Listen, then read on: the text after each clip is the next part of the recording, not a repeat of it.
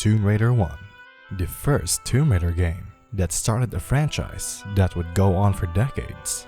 Great times, great challenges, and great exploration.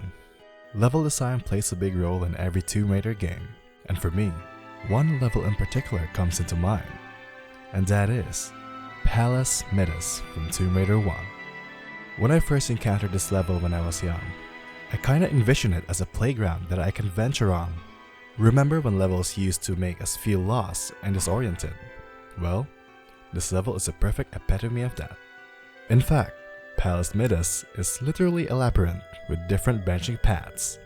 Palace Midas is made up of these rooms: the entrance, the inner gardens, the ruins, the Midas room, the challenge rooms consisting of the fire room, spike room, and pillar room, the aqueduct, the caves that connect the entire level, and the final room that leads to the cistern.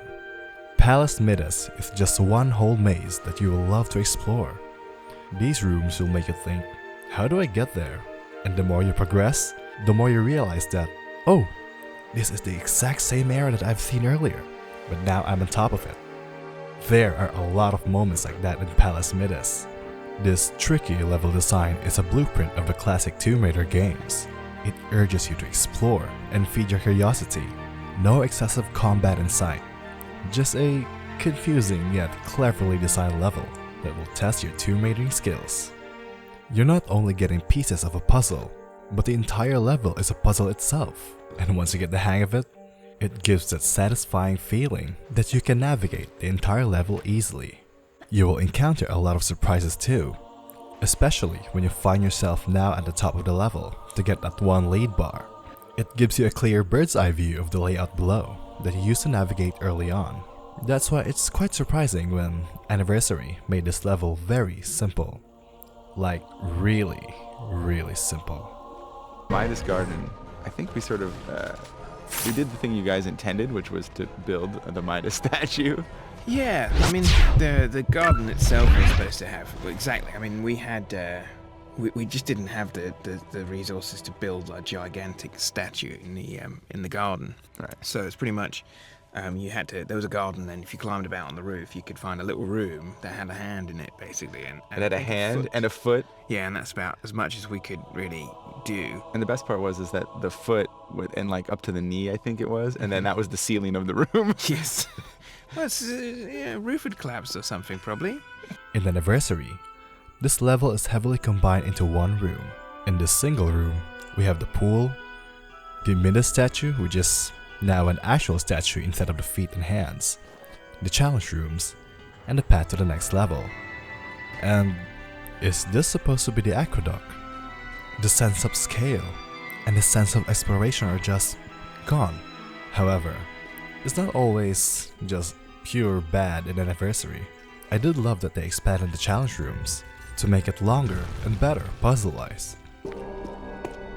So this was one of the three sort of challenge areas off of the Midas area. Right, because they got 3 metal bits you have to change into gold to get a door open. The lead bars that must be turned to gold. Lead to gold, very alchemical. And basically, but other than the basic tools of sort of traps like rolling balls and spikes and stuff and the breakable floors, the only thing that we really could do in the original TR1 engine was essentially swap rooms. We could build 2 rooms that were identically sized and we could swap them so long as Lara wasn't in that room, basically.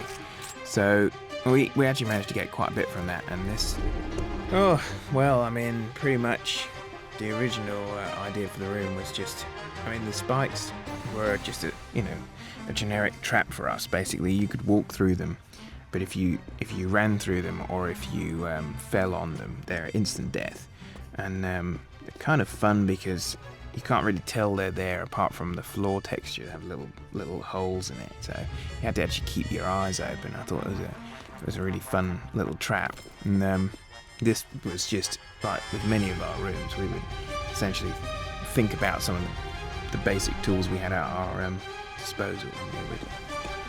Alright, so this originally was sort of a series of columns with fire in the middle that you had to sort of time jumping across to get to the piece at the end, and there was water on the sides. So our first little pillar here is the homage to the original Tomb Raider pillars.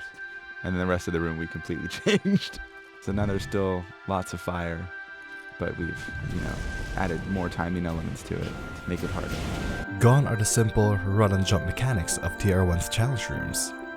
In Anniversary, these challenge rooms are actually gonna make you challenge. And I love that. I definitely do. It's normal for remakes to change some things here and there. But in the case of Palace Midas, for the price of what? Where's the feeling of curiosity? Where's the feeling of getting lost? Where's the feeling of discovering and that sense of exploration?